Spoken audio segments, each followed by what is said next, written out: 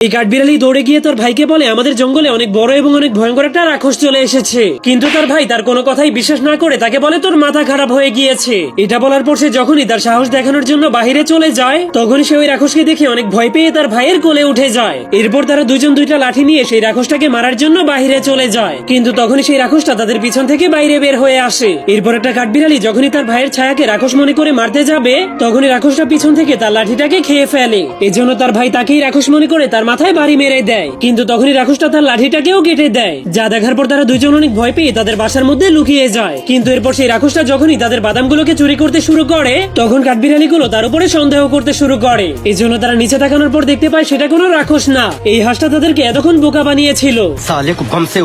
যার কারণে তারা দুজন মিলে তাকে উচিত শিক্ষা দেওয়ার জন্য বাদামের জায়গাতে একটা পাথর লাগিয়ে দেয়। এই জন্য পাথরটা হাঁসটার মাথায় পড়লে হাঁসটা মাটির নিচে গেড়ে যায়। এই জন্য কাঠবিড়ালিগুলো জলদি করে নিচে নেমে হাঁসটাকে বাঁচানোর জন্য মাটির নিচ থেকে বের করার চেষ্টা করে। কিন্তু তখনই হাঁসটা তাদের উপর অনেক রেগে তাদেরকে মারার জন্য তাদের পিছু করতে শুরু করে দেয়। কিন্তু তখনই কাঠবিড়ালিগুলো পাতার মধ্যে লুকিয়ে যাওয়ার কারণে হাঁসটা আর তাদেরকে খুঁজে পাচ্ছিল না। এই জন্য সে একটা ঘাস কাটার মেশিন এনে পুরো গাছের সবগুলো পাতাকে কেটে ফেলতে শুরু করে। যা দেখার পর কাঠবিড়ালিগুলো অনেক ভয় পেয়ে গেলেও তারা একটা বুদ্ধি খাটিয়ে হাঁসটাকে বোকা বানিয়ে কারেন্টের তারের দিকে পাঠিয়ে দেয়। যার কারণে তখনই কারেন্টের শখে হাঁসটার অবস্থা বাই বাই।